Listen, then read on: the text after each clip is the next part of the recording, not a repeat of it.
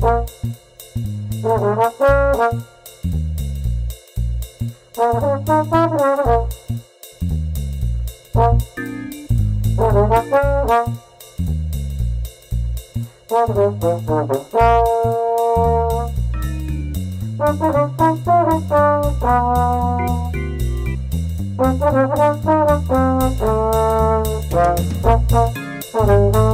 and welcome to Hey, we like your pod. And we're going to tell you why. Hi, it's Dawn here, joined by my trusted partner, Matt Pickett, and our very, very, very special guest, Dusty. Dusty Everly. Welcome to our pod, Dusty. It is Hi. so nice to see your face. You as well. Yes, nice to see your face. So we were talking ahead of time. I've talked to Matt. Matt came on Pack a Day with me and Sarah and Steve one time, which was awesome. But Dawn, have not got a chance to talk to you yet. So obviously, Matt, nice seeing you again, blah, blah, blah. But also nice meeting you for the first time, Dawn. That is fantastic. How was your week, gentlemen? Anything new? Mine's been good. Both kids have been sick on my end. My daughter's got strep and pink eye at the same time, and my son is just general malaise. I think, I'm not sure. So it's been it's been fun. You know, it's been rainy and two sick kids, but we're coming out of it. So I was gonna say it was good. It's not really been good, but we're almost out of it now. So I think we're doing all right. Almost out of it is good for sure. My daughters both have ennui, I guess. So that's what they're struck with this week. No, they're fine actually. It's been a good week for me. I applied for a promotion at work that has finally materialized as a thing we can even apply to. It's been literally the whole entire school year coming to finally get to that point. So really excited about that, and I'm just really happy to have you joining us here this week, Dusty. Yeah, no, I appreciate you guys asking me. It's exciting. Super happy. So, well, let's get started because we all want to know all about Dusty and maybe some things we didn't know about Dusty, because I'm guessing most of us, meaning us, our audience, and of course us, Matt and I, are very familiar with Dusty because his Twitter reads Packers writer, and I'll just say extraordinaire. There probably weren't enough characters. I ran out of characters. I couldn't make it work. Packers writer at Cheesehead TV, at Packer Report 66, and Dusty Everly's Substack.com, which is just crazy. You need to subscribe to that one. And of course, one of our favorite Pack a Day podcasts, the Wednesday Crew with Steve and Sarah. But what we really want to know is, what's a gentleman honey farmer from Lexington, Kentucky? Yeah. So this, Matt, I thought you might get this. I am not a honey farmer in any stretch of the imagination. So I'm a big Arrested Development fan, and season 4 does not actually exist. Season 4 or 5 have been scrubbed from canon. But there's a line in season 4 where Job calls himself, they ask what he's doing, and he calls himself a gentleman honey farmer. And his delivery of that line just absolutely killed me. And so I was joking earlier, I didn't have enough characters. I had enough characters to add something a little different. And I just watched that and I was like, okay, that's a funny line. I kind of dig that. So I threw gentleman honey farmer in there as an ode to, I was going to say the worst season of Arrested Development, but that's probably 5. The second worst season of Arrested Development. Worst. Yeah, absolutely. I only watched season 4 when it just came out, and it was still one character at a time, which the whole point of the show is the interactions. Why would you do that? So had only seen it once, so yeah, didn't catch the reference, unfortunately, but that is... I tried watching, they did a remix of it when they cut the episodes together. Guess what? Still not good because it's still the same storylines, but it's better. And so I did a rewatch of that before 5 came out on the off chance that 5 would be good, and 5 was not good either. But I think I caught that the second time around. So yeah, a brief flight moment in a terrible season. Yeah. Yeah. Well, grasp on to the positives, as we know you always do. Well, right. So I was going to follow up and ask you if you have to wear special boots and if you get muddy, but I guess what does a honey farmer even do? It is worth mentioning about honey and that show is the first season where the bees thing kind of sneaks in, and then it becomes a weird background through line with him developing the whole bee thing and the honey and stuff. So I like that came up in the 4th season. That's really great because it was a fun tiny little callback. They were really obvious with that season. That was a fun small callback, I thought. Very cool. Well, I'm terribly allergic to bees, and whenever I eat honey, I'm kind of like taking my life into my own hands, but I still do it. So that's living on kind the edge, Dawn. That's awesome. Seriously, that's how I do it. Yeah, I'm way out there on my stuff. Okay. Well, that's a great answer, and I wasn't expecting that. Let's see. You know what our main, apart from our, of course, our superlatives, one of the things that we mostly love to do is to talk about our origin stories and find out all about why you're a Packer fan, especially because you're in Kentucky. So tell us your journey to maybe fandom in the NFL, and then maybe if you're a Packer fan or not. A little bit of a fan. A little bit. Yeah, I've been in Kentucky. We've been in I say Lexington. I've been in the Lexington area. I'm a small town about 20 minutes south for 30 years at this point. I think 20, 28, 29, something like that. I'm born in like outside of Detroit. My family's from the Michigan area around Detroit. I was born in Rochester, lived in, I don't know, Romeo, Oxford, Pontiac, Lake Orion. Basically, you draw a circle like a half hour outside of Detroit. I lived there at some point in my life, even if just for like 6 months at a time. I grew up a Packers fan. There's a picture of me. I was trying to find it. There's a picture of me as like 6 months old wearing a Packer onesie. And the story is, so all of my sports teams are Detroit. I got the Tigers, I got the Wings, I've got the Pistons, and then I've got the Packers. So thank God. And the Packers story was basically that I've heard a couple different stories. My grandmother is now dead, and so I cannot confirm this with her. But this is my favorite version of the story. So this is the one that I'm taking. Was that my grandpa was, my grandpa's still alive, is a big Lions fan.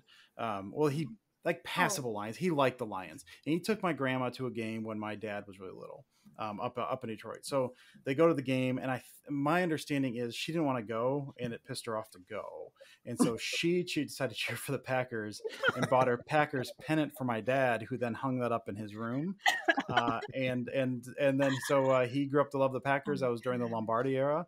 And so he raised us all Packers fans. So my origin story is just the spite of my grandmother, who just did not want to go to a football game. Otherwise I would have been a Lions fan probably. So yeah, wow. just sheer luck, man. Sheer luck. Just dodging a bullet on that. That's seriously, amazing. Dude. That is stunning. I honestly just beautiful. I didn't like football for a very long time, so I can kind of relate to your grandmother. But good call, Granny. That's very seriously. Cool. I imagine just cutting tape of Jared Goff's plays from this season. That'd have been great, huh? I just don't think I'd be a football fan. I don't think I'd be doing what I'm doing, Matt. I just like, okay, I'll watch sadly in passing, and that's going to be the depth of my understanding of football, I think, if I'm a Lions fan. Yeah, and the minute you said the Lions, I was like, oh, it's just that, it's so sad for them. I feel very sad for them. Yeah. But yeah, okay. Well, that's very cool. I appreciate you sharing that with us. I don't know if you've ever shared that before, but I think actually we should ask Twitter to put a little section outside of our bio, maybe like a little sublink where we could put our origin stories, not necessarily football, but whatever. Just a thought. Twitter, at whatever his name is. At Jack, right? At Jack. Jack is gone. Isn't Jack gone? I think he's gone. I think they sold it, right? Like, I don't know. I think he's still involved, but I think he's not like owner. Oh, okay. Okay. Well, I thought he actually resigned off the board. My social media knowledge is very limited. So I could be mixing him up with who knows who. Anyway. The guy from MySpace, maybe. That's what you think. Yeah. Oh, God. Okay. I'm not talking. It's Tom. Just Jack right. and Tom. That's his name. Yeah. Yeah, I was friends with Tom, man. We all were, man. So, well, we love your content. I mean, your content is it's like in all caps, because we talk to content creators, but you create so much meaty stuff, right, Matt? Like meaty. That's going on my Twitter, is that meaty content creator. The meaty content. A meaty content creator. I mean, man, it's pretty impressive, and you must be really good at managing your calendar, for one thing. Really not. I just can't sleep. I just stay up too late, man. That's all it is. Well, so that leads me to the other thing we like to ask, right, Matt? We like to ask, because Hey Willip is all about relationships and community. That's one of the things we really came together about. And so we'd love to have you share how your people, okay, your people, your family, your friends, your little ones help you do what you do with your podcast, your content creation. How do they support you, and how do you get by with all this crap? They go to bed early. No, I mean, it really has been. This is a hobby I've been doing. This in some capacity, writing. I think writing longer than podcasting, because podcasting is a newer medium. Since I kind of started back when I went back to college, I dropped out and I went back. I think probably 08, 09. I kind of started writing, and then really getting into some of like the football side of it. 2013, I think, is when they released the coaches film for the first time. So I've been doing this for a while. And it started as kind of a hobby. I didn't have any kids when it started, and so it was kind of a tiny little hobby, and I'll just do this because it's something I'm interested in. And I mean, you said I did time management skills. I have terrible time management skills, but I have kind of set up a little system for myself to be able to kind of do this while still being able to spend time with my family and kids. I have a full-time job and 2 kids under the age of, my daughter's 6, my son's 4, daughter's going to be 7 in a couple months, which is just insane to me. And so I still wanted to, as I kind of started increasing and doing this stuff, the podcast, and then the increasingly time intensive stuff of writing. I think I've talked with you with this before, Matt, is the kind of finding my zone, finding the lane I wanted to live in. Yeah. Which is focusing on one thing. I used to just like all Packers things. This was interesting this week. This was interesting this week. As people started growing and as people started like coming in and more writers were going on, I wanted to find my lane anyway to differentiate myself, but also because I was spending too much time on this. Like it's still just a hobby. And so I did the passing stuff, and that is able to hone me in on it. And so I usually take half a day off on Tuesday at work, because I work at home on Tuesdays, half a day off. And I basically compile. That's where I mark up all my stuff and I get all my articles done and out of the way. So usually by Tuesday, I record on Tuesday, but Wednesday I'm done. And so I say, they help me by going to bed early. Like that's not, that's a joke, but it's also not entirely false. Because I do kind of, I do my half a day on Tuesday. Obviously I watch the game usually with my brothers. And then Monday night, usually the film is released. And I spend all of Monday night after the kids are in bed. So like starting at like, 9-ish or something is usually when it's released. I'm up till 2 or 3 in the morning, and I go through it and I watch it and I mark it all up, not mark it all up, but I tag it all. I've got spreadsheets, just dope spreadsheets, and tag that with the passing concept and what's going on. I've got, kind of everything going on with there. And then I don't touch it again until the next day when I'm taking a half day from work. So my wife understands that it's something I love. It's a passion. It's also time intensive, but I try to be cognizant of that. And so again, we used to record on Wednesdays. And we switched that. I can't remember about Jacob or something. We switched that because it was draining my week. It was pulling out my week. I had something every single night, and then I had like 2 nights free and then football again. And so I view football season, for me anyway, as this, this clock that resets every time a football game hits. My week was taking me pretty far to the clock, and so I didn't have a ton of time before that. We switched to Tuesday because my wife was working Tuesdays at that time anyway at the hospital, so she could be home and just be absolutely beat. So I don't see her Tuesday nights anyway. So we switch, do the podcast on Tuesday night. By Tuesday, I'm all done, and then when she's not working on Wednesday, then I'm good to go on Wednesday and do whatever. So it's, they've helped me by kind of understanding this. And when I say like tonight, I told my wife I got a podcast, and I said, okay, like there's an understanding there, and I try to I try to say yes to as many people as ask me to do stuff, but at the same time, I try to be cognizant of the fact that like I've got a family and stuff too. So I don't know if that's the answer you're looking for, Dawn, but that's kind of where I come from. Yeah, no, that's good, because I think that helps people. Don't you think so, Matt? Because a lot of people wonder about that. Like, how do you manage all of this? And I just think that's great. And thank you to Mrs. Everly. Excuse me. Thank you. Let's get the official pronunciation. Dusty, how do you say your last name? It's Evely. It's like Christmas Eve. Like Christmas Eve. Mm-hmm. Mm-hmm. And did you say that's? Go ahead, have your drink. No, I'm fine. No, listen. I can talk and drink, Dawn. We're good, man. We're good. Can you is that Scottish, or have you traced that back I to? think German, mainly. I think Scottish German. I think is my main ancestry. I think so. I'm not entirely sure. I think mostly German, if I'm not mistaken. But Evilly. Okay, I like But it. I was gonna say I was really fascinated by that answer, Dusty, because Mhm. finding the time, finding the way to juggle family and like not family stuff is Mhm. definitely tricky. And like I'm trying to be more cognizant of like not being on Twitter when my kids are, in the same space Yeah. as me. I'm trying to be more present, but that can be Mhm. tricky sometimes. And then when Dawn and I were just starting the podcast, I had to kind of like negotiate with my wife like where we would like Mhm. fit that into the week so that it was Mhm. so we'd both be happy with the decision. And Mhm. initially she I think was kind of like, well, as long as you're done kind of like we still hang out on Tuesdays. That was kind of what it was like at first. Now she's like, oh, I get Tuesdays to just like hang out with by myself. And so Yeah. that's kind of like developed, but like that's become Right. kind of Mhm. the things you have to work out with your family. And Mhm. to hear that you have like some time you take off on Tuesday to do some of the stuff, like, oh, okay, that makes a bit more sense. That's why it's so meaty. It's because you have the time that you can a half day of meat, Half day basically. of meat. That's my meat day. Yeah, it used to be, like I said, it was drawn out a little bit. And I think before I hit Cheesehead, I didn't have strict deadlines Mm. because I'd been writing by myself. I wrote with Packer Update for a while. I wrote with Teletown Sound Off, and then Pack to the Future. And all of those were real loose. So it was like I was happy getting something out by Thursday, which I recognize now is not great because the game's on Sunday, Mm-hmm. and generally by Thursday you're looking forward to the next game.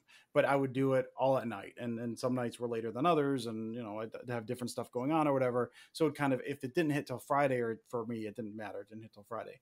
Well, when I hit Cheesehead and then Pack Report after that, there's okay, we want the film stuff, like we want all of our game stuff done by Wednesday. So if we're looking back on the prior game, so I was like, okay, now I have to figure out like what I want to do, how I want to do this week to week. Do I want to look at the whole game? Do I want to do this? And then ultimately that was just, okay, I can't do this unless I take vacation time. And I never take vacation time anyway. And my office doesn't carry anything forward.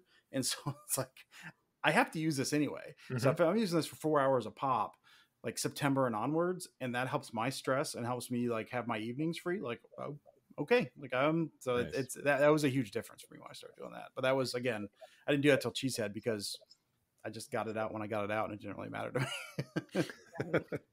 Right. That's actually something I'm working on too, is like finding ways to use my vacation time, because I also tend to just forget that it's there. Mm-hmm.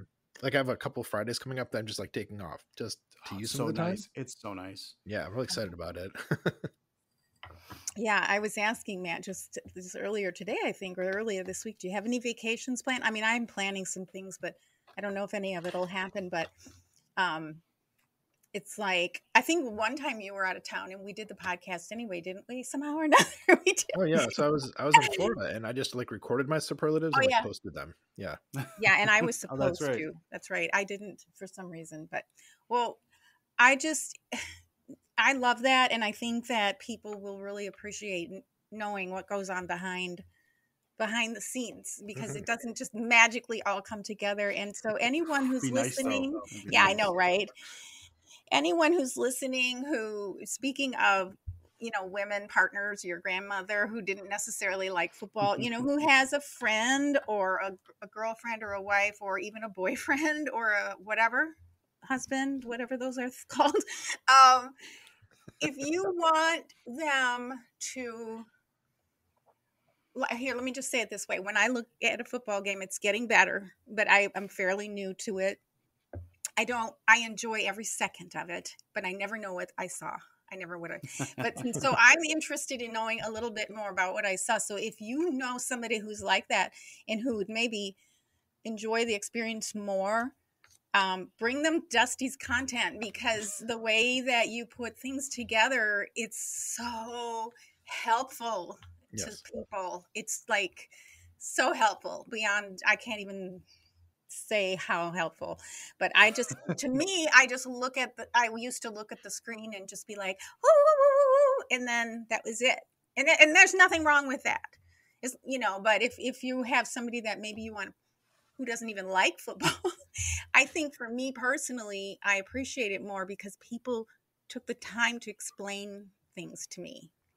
Well, and Yeah. I've always tried for my part too. I mean, again, I started this because I was curious. I had no intention of writing. They made the coaches film available, which was like this white whale for like years. Like it wasn't Yeah. available, and they finally made it available. Like I said, I think it was before the 2013 season, and I had no intention of writing. I was just curious because you see like and it kind of comes into kind of what I'm doing now, my focus now, because there was a big play, there's a big passing play. How did that happen? I was curious on the movement of wide receivers, and I was curious on the movement of safeties, because that stuff's all off the screen. You get like 4 steps of a wide receiver, and that's it.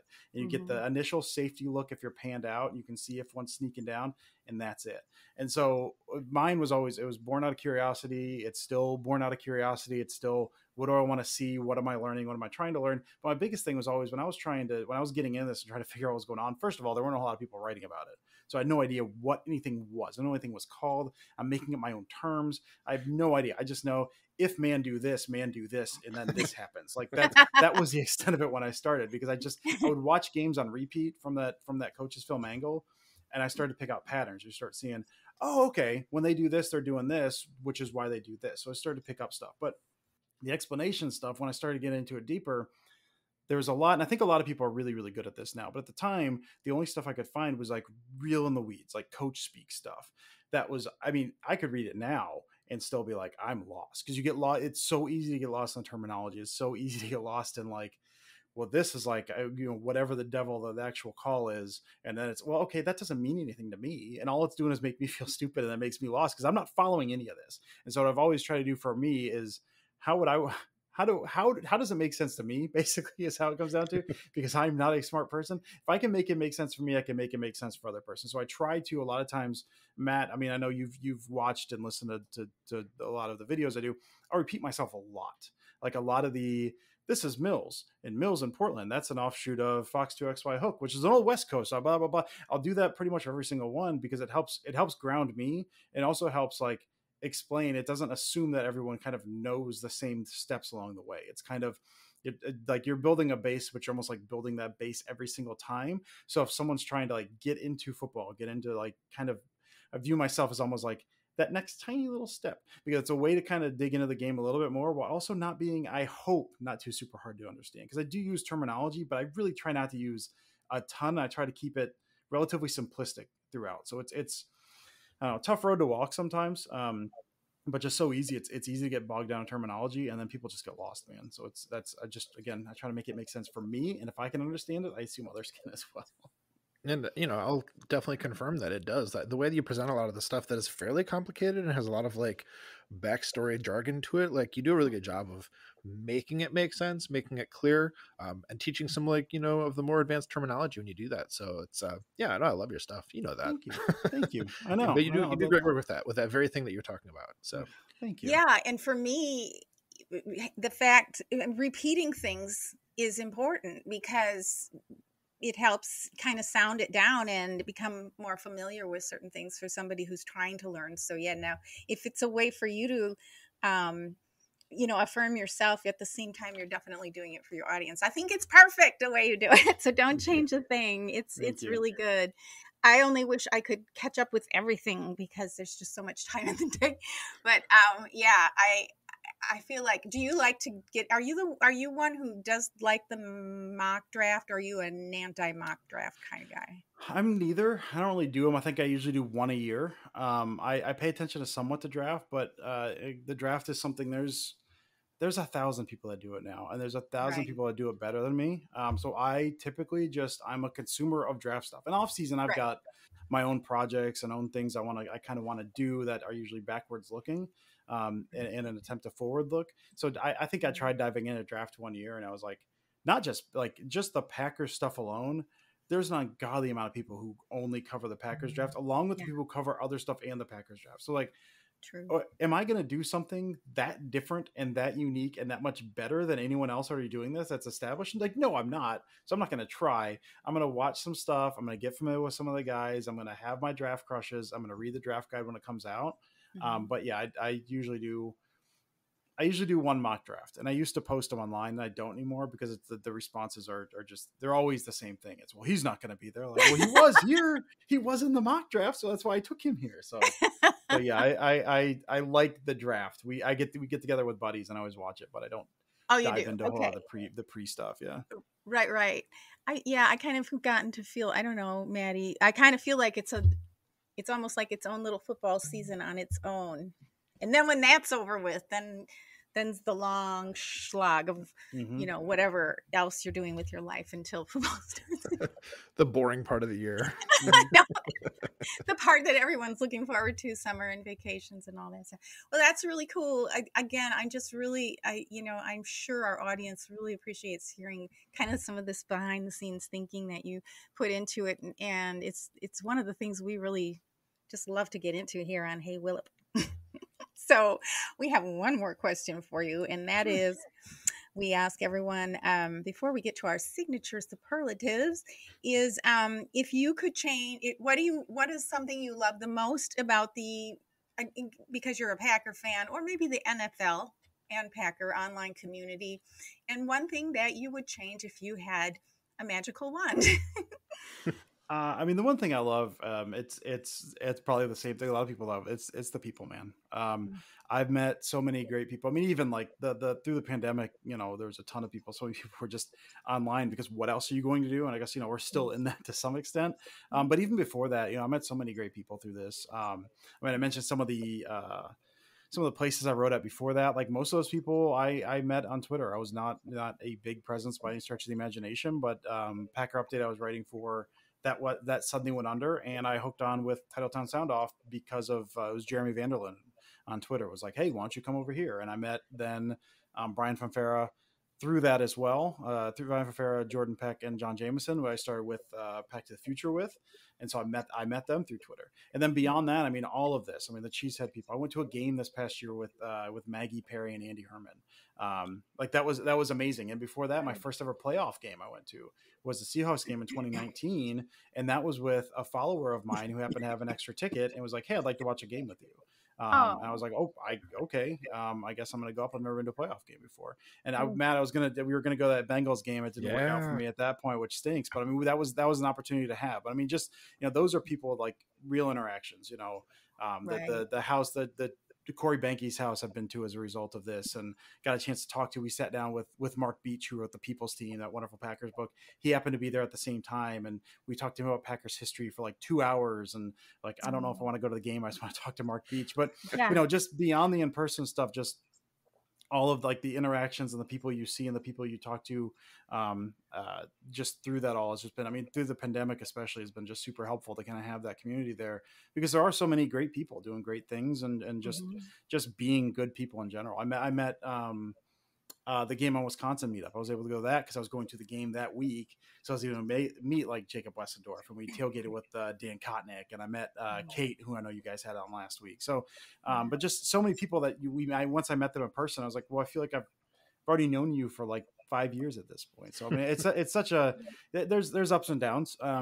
But the community as a whole it's very welcoming. I feel, and just a lot of really great people that I've met, like real, genuine, good friends through that I still will talk to on a regular basis. Whether on Twitter or to hit the, I always got a lot of actions in my DMs with people, shooting ideas past people, talking to someone about whatever. And that's all just to the strength of the community. So, it's just, Jelly, it's the Aaron Rodgers answer, man. It's all about the people. You got to remember, it's all about the people. It's all about the people. It's a good question because everyone answers it differently. Sometimes people say they feel like they're answering the same answer, but you brought something different to that part of the answer. And then the flip side, you may or may not want to address the flip side, but it's so interesting how everyone brings, it's even more positivity really, but how everybody experiences the community and the support. And again, and you also mentioned since the pandemic, how that spiked, because that's kind of when I really started watching football and everything. Because it was like, well, I'm not going anywhere and I'm going to learn more. That's it. I don't know how much I know, but that was my thing. But so if you had a magic wand, and if you don't want to answer that, that's okay. No, it's good. It's good. I feel like there's ups and downs. It's not always like this, but just sometimes it's a little more intense than others. And I feel like now it's a little more intense than others. That's just, it's the amplification of bad takes by dunking on them. The whole like quote tweet, well, look at this person, what this person's saying. It's takes that generally, and I think I'm following the right people because I don't see those takes unless someone brings them up to me. You know what I mean? So it's like, it's always this, can you believe this? And then it's 10 people doing the same thing and amplifying the same thing. Well, like, I didn't know that was a take. I didn't know that was a thought until it was brought up in my timeline, 10 times in a row by 10 different people. So I think that, and it's different people use Twitter differently. I'm not hating on anyone who does that, certainly. But for me, it's always like, if someone has a bad take, I don't want anyone else to see it, man. Like I'm keeping that. I don't do the quote tweet of Florio. I don't do, none of the low hanging fruit folks, and there's always going to be people in the replies that come with some just absolutely insane take. I just leave those suckers alone. I'm like, well, no one's going to see this. Right. It's not worth bringing this to light. And so I think that's one of it. I think there's a lot of, I'm going to quote tweet this and then dunk on this and then do this. But then all that happens is like, well, we all are seeing the same bad tweet over and over again. Like we just got to shove those suckers into the dark, man. Don't put them out in the light. Yeah, seriously. Don't drive traffic to Florio. Yeah, hide that under a bushel, right? What is happening? Yeah, I don't. Yeah, great call. Maddie, I mean, I try really hard not to say, and sometimes you want to say something because you're just like, oh God, and it slips out.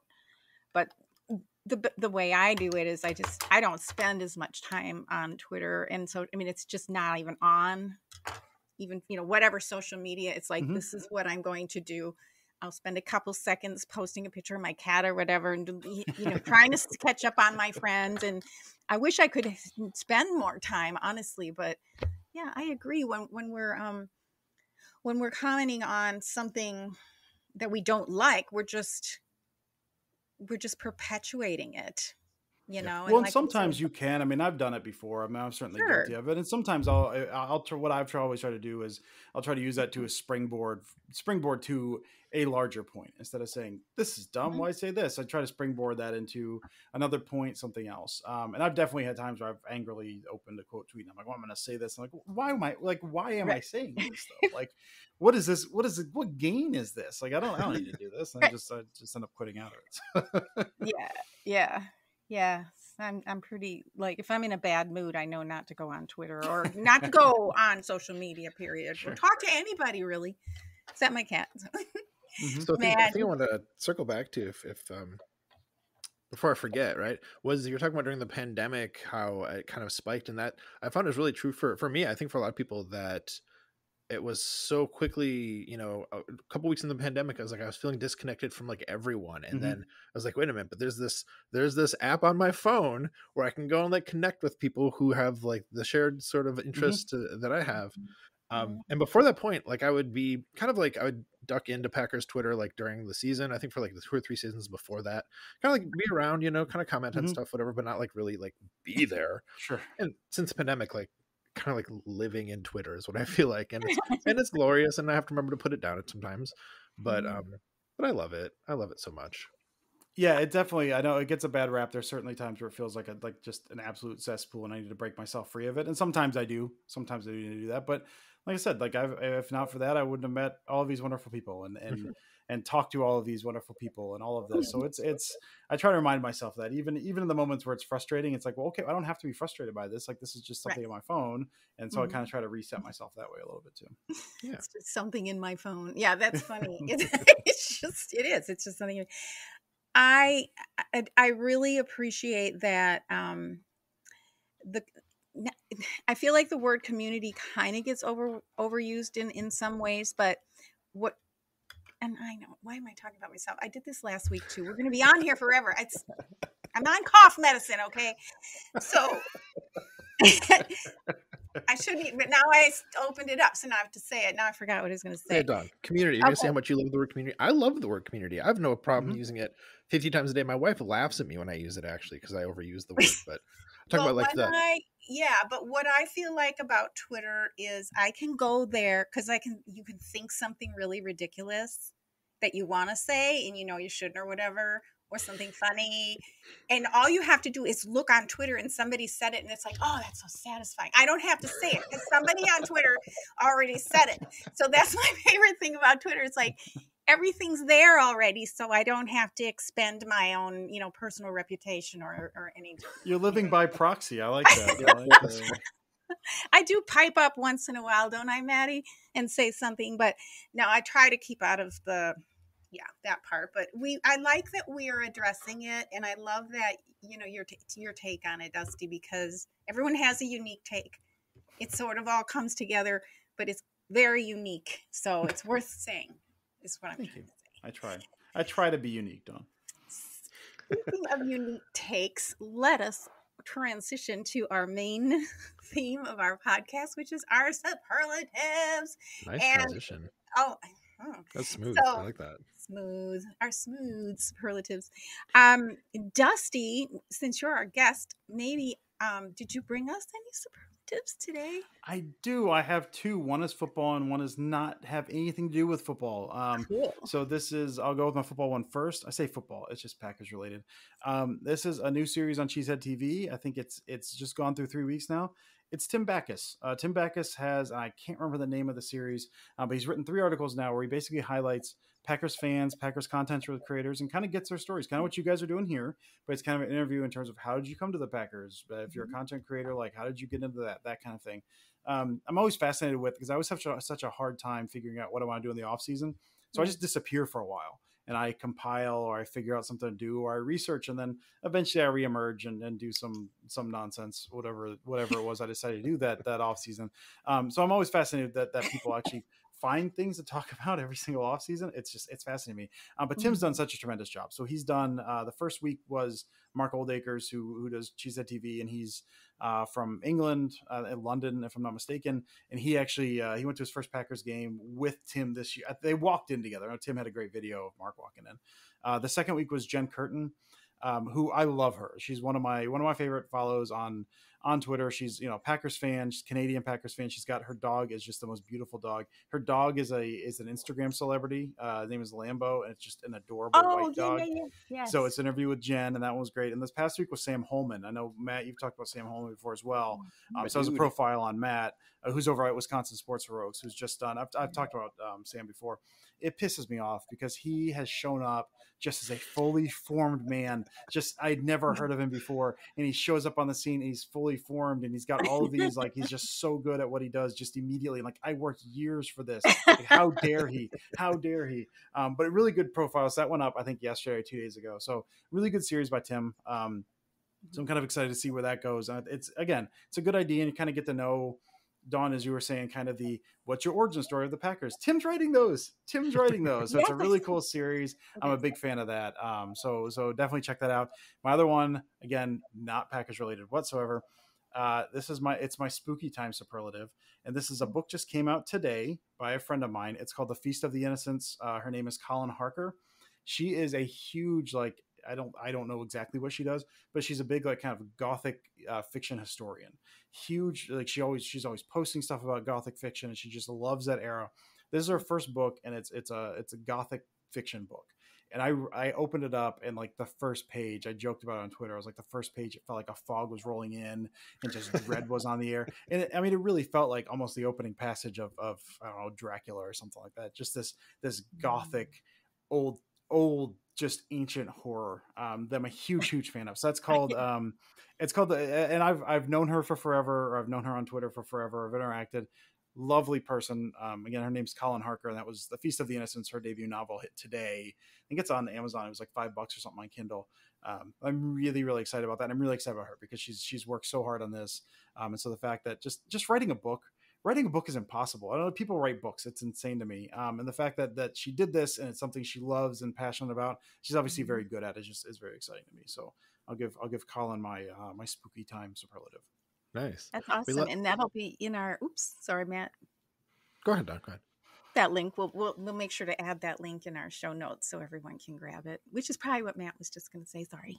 I was going to say something completely different, but so I'm glad you said that. No, just to say, I'm really glad that you had a non-football superlative because we're trying to find more non-football stuff to bring into the show. So love that. But I want to say about your first one, Tim is a good take machine. He's an amazing follow on Twitter, just a really great guy.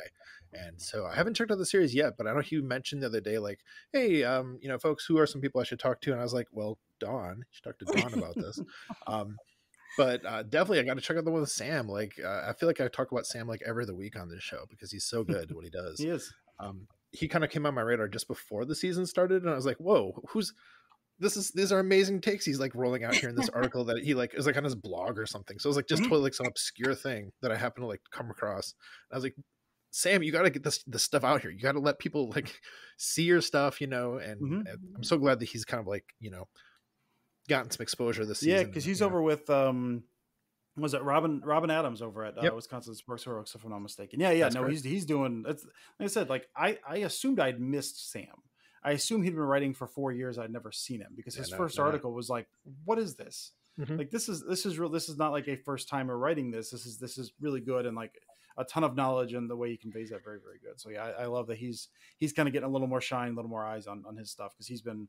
I think he started right before the season or in season. Like he really hasn't been writing that long publicly. Just before, yeah. But yeah, he's really good. Yeah. Maddie, and not everyone can write. I can't write. I'm a very visual person, so I appreciate good writers and people that can put things together that kind of step 1, step 2, kind of keep me on the path, because I'm like, very creative as you would expect. So Maddie, any superlatives for us this week? Yeah, I have 2 of them. So the first one is, we talk about him all the time, John Meerdink. He has a series that he does pretty shortly right after the season is over, where he goes like position by position, and starting actually with the front office, which is really kind of a cool take, and then kind of working his way through the roster position by position, talking about each player, like what was kind of their stats for the year, what was good, what maybe wasn't so good, and like what to expect from them the next season. And I mean, if you're familiar with his podcast, Blue 58, you know that he has a very like analytical and like straightforward and well, let's use the word again, meaty sort of approach to podcasting and to like developing and sharing his thoughts. And so, if you know his stuff, it comes as no surprise that this is a thing he would do. Take this like step-by-step analytical sort of like look at things. I don't know how he packs so much content into so little time. I mean, I can listen to almost the whole episode on my way to work, and it's not a long commute for me, which is really nice, because when I lived in Chicago, it was a very long commute. So yay, Cincinnati being a regular sized town. So his series right now, he's let's see, I think the last one was with the tight ends and the running backs, if I remember correctly. I might be wrong about that. Wide receivers were earlier in the week, and I didn't get a chance to listen to the new one. I think it was tight ends and running backs. And that was it's just so good. Stuff is so good. So really great series to check out. And another thing that's really nice about that is, a lot of content out there is going to be it has an expiration date. Kind of like you were saying, Dusty, like if you didn't write the article early enough in the week, later in the week, people wouldn't really care about it. But something like this it's so timeless. You can go back and start at the beginning of the series that he's doing. It still is going to be like a good listen, all the way into like August, really. So that's really good stuff. So shout out to John on that one. And the other one is best advice. So this one goes to Zach Jacobson, who we don't talk about enough on here because he's fantastic. But he had this really great tweet the other day that I think is a good thing for us to keep in mind as we really get into the thick of the draft season. So I'm just reading the tweet out. It was from March 2nd, so it's Wednesday. He said, "The timeline is extra pompous during draft season. If you think you know what the Packers are doing this spring, you're wrong. If you think you're the smartest one in the room, you're wrong. No one knows anything. It's all projection. That's part of the intrigue and the speculation." I thought that was perfect, because there is so much like you develop these ideas from like reading the stuff and seeing the stuff, and you think, oh, this is what's going to happen, and none of it happens. None of it happens at all. And like it's fun, and it's a lot of fun to like dig into it and like dream about what it could be. And I think as long as people take that mindset of like, this is going to be a fun thing and not take it too seriously, it's a good time. But I thought that was so perfect. I think Ken Engels had something today, and he said, by my count, 40 different people are going to be gone by the time the Packers pick at 28. So it's yeah. It's definitely something to keep in mind. Totally. Yeah. So Dawn, what do you got this week?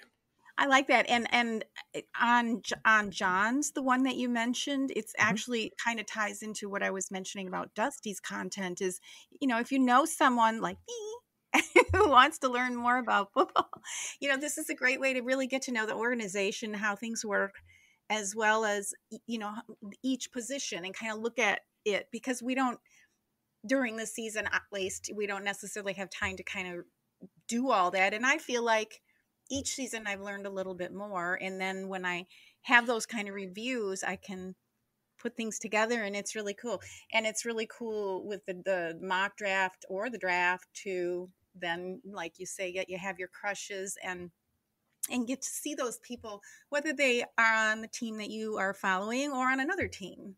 So it's just another great way to bring you into the game and to a different level, without really investing a whole lot. I mean, it's just a fun thing to learn. I feel like I can never learn enough about anything, but yeah, it's very good. And let's see. And I one of the things mentioned, you mentioned in passing, Dusty, you said, and you probably didn't even know you said this. I don't know how you said it exactly, but I wrote it down. Packers, I mean football. You know what I'm saying? Yeah, Like, yeah. it's synonymous. It really does say something about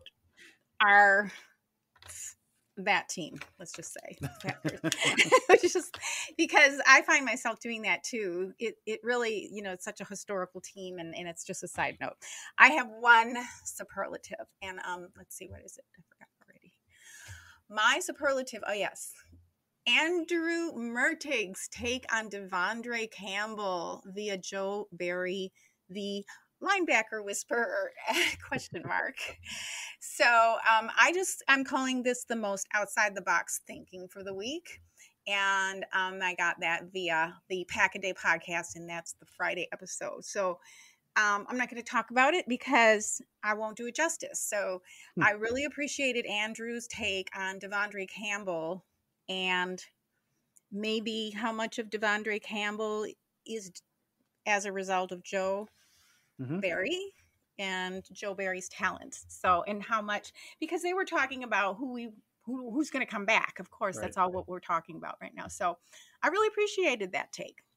Let me get back over to the microphone. I just backed up. So yeah, that's my superlative. Most out of the box. I like out of the box thinking, as you can imagine. And by the way, speaking of that, one more question, Dusty, to throw at you, which I forgot to write down. So tell us more about when did you start becoming a fan of horror? Is it horror film? Is it like highbrow horror, or is it just like gore slashy stuff, or what is it? Everything, Dawn. It's everything. all of it. Right now on my other screen, I've got a movie up called Severance, which is a British horror comedy that is a mix between it's like Shaun of the Dead meets like an office comedy meets Saw. It's at a particularly grisly part at the moment. I'm into all of it. And I don't know. People ask me this. I have no idea when it started. I don't know when it started. It was relatively late in life. I grew up in a conservative household, so I was not able to watch horror until I don't know, later. And then I was kind of I was kind of a weenie about it. And so I just didn't watch horror. I remember watching Dead Alive in my cousin's basement, probably when I was 10 or 11 or something like that. It's just so good. But for someone who'd never seen horror before, what is this? The guy, he's got a lawnmower up, and it's just insane. It was really mid-20s for some reason. I think it was either The Ring or the Dawn of the Dead remake were really the ones where I was like, oh, okay. And I kind of latched onto zombie movies, and there's really, really bad zombie movies. So I think that's where my love of terrible movies came out of well, I don't care. There's zombies. I don't care how bad this is. I'm still going to watch this. And then I kind of went through there. I went back to school. My initial goal, so I'd gone to college initially for philosophy, and then I dropped out because what can you do with that? And the answer is you can't do anything with that. And so I dropped out, got married, worked jobs, decided to go back to school, and I just needed enough credits. I went back for accounting. I needed enough credits to get my CPA, and it was 150 hours in the state of Kentucky, which is usually regular and masters, but I had enough carried over. I just needed to pick up a couple extra classes, and one of them one winter was history of horror films. So I took that. And it was a 2-week class. It was 4 hours a day, and you'd watch a movie in the morning, and then you take a break, and then you talk about it. And I was like, oh, I think I love these. And I kind of had a love for that anywhere else I wouldn't have taken it in the first place. But it kind of took off from there. So then I started getting into, there's a horror podcast I really love. And so that kind of has driven me further. But I'm not sure what it is. Generally, if I'm going to put something on in the background, if there's something I want to put on because I just want to put something on, it's horror. And it's like you said, it's some of it's highbrow, the elevated horror, the Jordan Peele stuff, the stuff that Ari Aster's doing, the Robert Eggers, the Witch and the Lighthouse, stuff like that. I'm really into that stuff. I love kind of that almost art housey take of horror. I'm really into kind of where that's going, the different visuals. There's one on Shudder right now called Hellions, I think. that's real weird, but visually it's amazing. And so I really like that, just the playing with horror as imagery, kind of more than the story itself. But then I also will just watch like Friday the 13th Part 2 because friggin' people get chopped. Like it doesn't matter. And I've talked about this with someone else. There's another, I can't remember what the podcast was called. I'm sorry, guys. A few weeks back, and they were asking me, and one of the things I think with horror is, I think even a bad horror movie, I will find something enjoyable about it. Like the floor is higher. Like if it's a bad comedy and it's not funny, that's unwatchable. If it's a bad drama, that's unwatchable. Like I can't do that. Mm-hmm. But a bad horror movie, it can be. I've watched the worst. I watched a movie called Blood Gnome that is just this garbage. It's like if Ghoulies 3 was somehow worse and had a lower budget. It's like a weird sex comedy with like a rubber goblin. It was real bad. And I still enjoyed that because it was terrible, but it was like enjoyably terrible. So I think that's it. Like the good stuff is like better than just like Psycho's an all-time great movie. Like regardless of anything, Psycho's all-time great movie. But then Blood Gnome is one of the worst movies I've ever seen, but it's at least still enjoyable. Like it's better than a bad comedy. So I think that's it for me. Like I can put one on even if it's bad. Like I'm still going to enjoy it, but I have to do it when the household's asleep because my wife will not tolerate that. She doesn't partake. No. She used to a little bit, but no, she has not done that for a very long time now. So my own horror, sorry, Don, my own horror intake has been greatly limited because my wife does not like that stuff at all. So like the Robert Eggers movies I've seen when she was like off doing something else, those are amazing. I love those movies. They're so good. Yeah. I mean, just how unhinged Willem Dafoe is and The Lighthouse is immediately amazing. Like from the first scene, you're like, this guy's insane. I love it. I made the mistake of watching it with the subtitles on because I couldn't understand him, and I wish I wouldn't have because I understand you're not supposed to really totally understand him. So that was kind of a mistake on my part. But yeah, no, man. I wish I could watch that much horror. It's so, oh man. Well, and that's, my wife goes to bed relatively early, and so I stay up late, and so I that's especially during the off season now. I was just walking around the house the other day, and my wife was like, "There's no football. You don't know what to do with yourself, do you?" And I was like, "No, I don't. No, I don't. I'm taking a break from it. I'm trying to distance myself, but I don't know what to do." And so I've taken to watching. Okay, I haven't watched this one yet. And I'm just trying to plow through a bunch of horror movies now that I don't get a chance to watch because during the season I just don't have time to do that. But yeah, I'm trying to blow through as many as I can right now, man. Nice. Okay, so this is for both of you. So because I don't watch horror films at all, I'm too imaginative. So if you want to freak somebody out, take me to a horror film. You just have a blast. But so I'm curious, when you watch, especially when you consume that amount of content, are you watching how they make it? Like, how are they making this visual effect appear to be real or appear to be this or that? Do you get immune to it? What is it that of that? Well, horror has definitely gotten more extreme. I mean, that was a thing I know with, well, one of the things I love about horror too, a lot of that, it mirrors more or less, horror will mirror the fears of the society at the time. And so you can track different events throughout history. A lot of it through like the horror movies that came shortly after, it's right. Universal horror movies were like Fear of the Invaders, and Psycho hits, and as well it's kind of more like internal horror and the serial killers at home and the danger of living here, and then the atomic scare movies in the 50s and the giant bugs and all that stuff. So I've been fascinated with that aspect of it, with this like trying to kind of tie this stuff to history.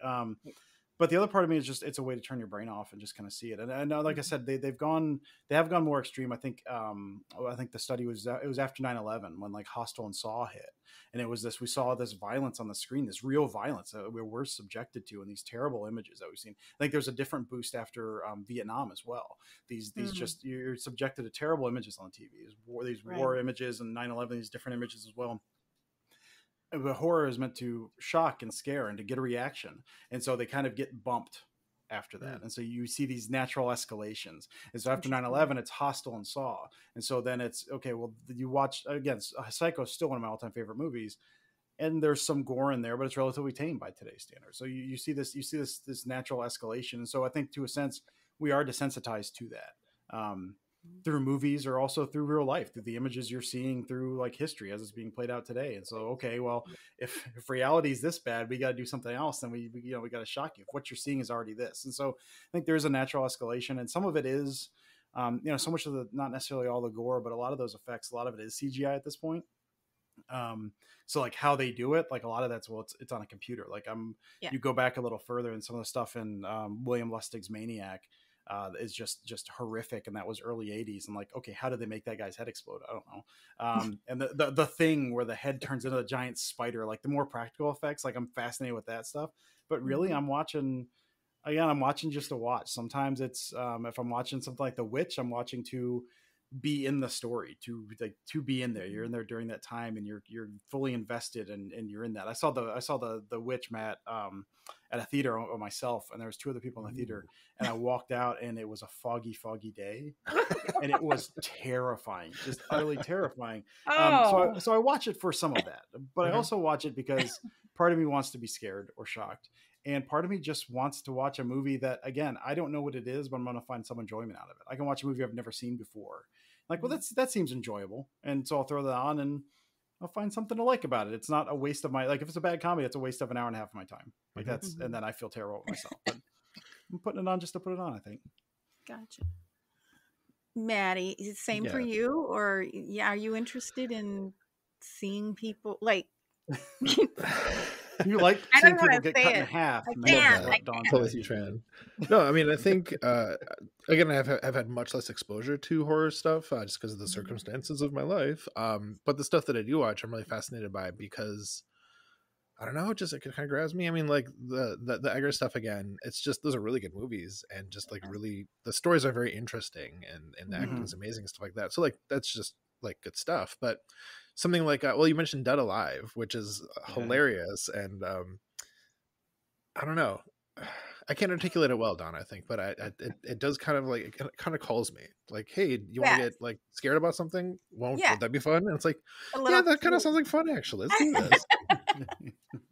That's interesting. It's interesting. Yeah, because it is part of theater, is part of the arts, and there's art history. Of course, we're in the middle of it. And so maybe 200, 400, 500 years from now, looking back, it'll be, I studied art history. I even thought, there was, in paintings, there was gore, and they would depict, all kinds of, murders and war. And I didn't even like that, because, and we would have assignments to draw certain things. And if it was something that I found repulsive or whatever, I couldn't draw it. I would get too close. It was like, I'm getting too close to this. Is that weird? But I think I just have such an imagination that I don't want to be scared, because I will like run off the side of the earth or whatever, on into the ocean or whatever. I will just be gone. But that's interesting. I just find it very interesting. I started getting into true crime, which is different. And I was just curious, about the difference between the two things, and why I can suddenly handle, because there was a time I couldn't handle true crime either. So maybe one day when I grow up, I'll be able to watch a horror flick and enjoy it. It's overrated. Yeah, it's overrated. Yeah, I have probably too much excitement in my life. So yeah, any final thoughts? And Dusty, anything that you've mentioned, even if you don't remember the name of and I forgot what it was too. You can send it to us later, and we'll put it in the show notes. Okay. So any final thoughts or anything else that you wanted to tell our audience before we call it a night?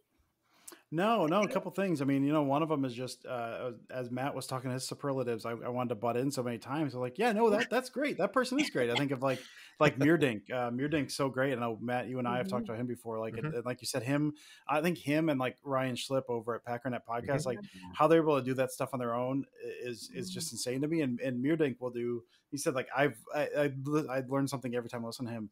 And then I get done, I'm like, that was 25 minutes. How did he do that? But he's so good. And then when you mentioned Andrew Mertig, I slept on Mertig's floor on his inflatable mattress at one point. Like he after that 2019 playoff game I went to, like just so many, like as you guys are talking, like I know that person's good. That person's like there's so many good people doing great work. And I just, every time I hear names, I get excited. I'm like, yes, that person is good. That person is doing good work. That's so cool. So that, and then also, yeah, just thanks for having me on. And again, what you guys do in terms of kind of highlighting that stuff as well. I mean, there's so many people putting out content that a lot of times people don't stop to say like, hey, this is good, and highlight kind of the things they had throughout the week. So I think what you guys are doing here in terms of the stories, and then, you know, kind of highlighting people's stories, and also kind of highlighting the stuff you like throughout the week is awesome. And I'm just honored to finally have a chance to be on here with you guys. It's awesome to kind of talk. So thank you for having me on. Yeah, thank you for coming on. A couple things I have for some final thoughts, Don. One is that I think a big part of how I got drawn into Packers Twitter inadvertently was because I went there to like try to find some extra content, or like maybe like see the after game like thing being broadcast live, because it tends to show up on Twitter kind of like more immediately.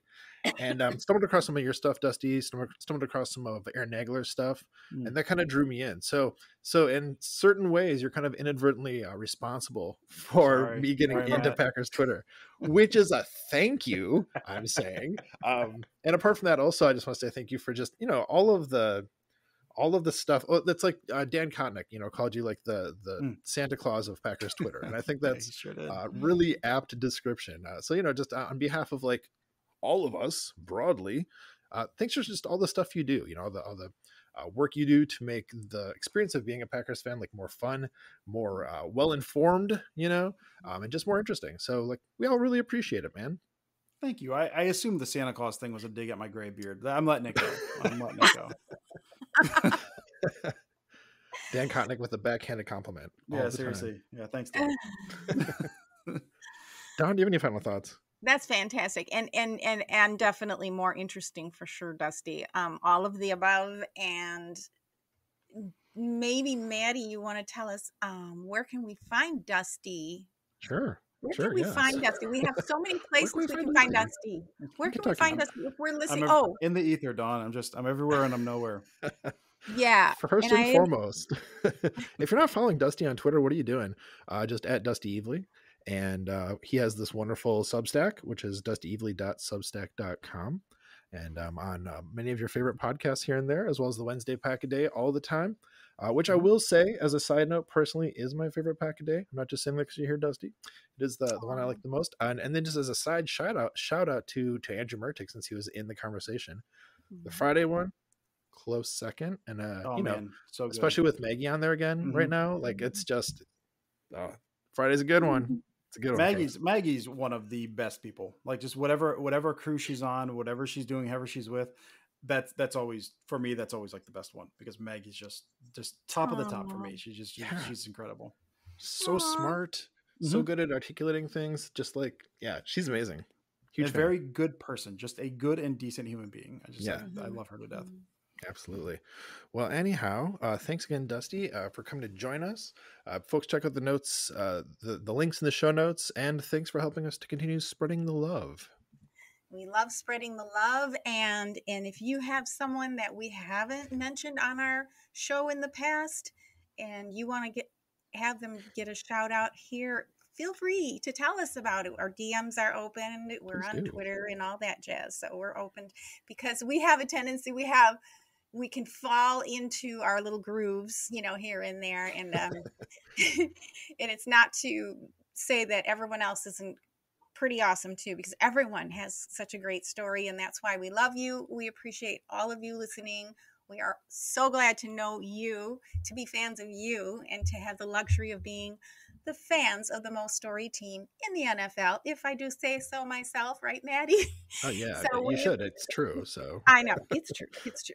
Not that we're biased, but we do appreciate your support, your subscriptions, and sharing our pod. And we look forward to seeing you next week on. Hey, we like your pod. Yeah. I'm not gonna say at the end of your note. What do you think? You guys want to say?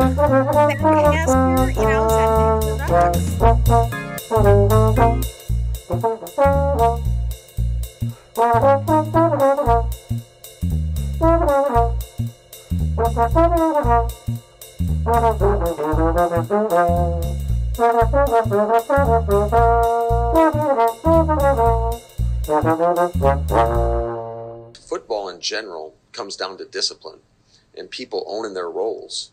And when you aren't disciplined or you go outside the scheme, bad stuff happens. And we cannot have that. We need all 11 doing their damn job.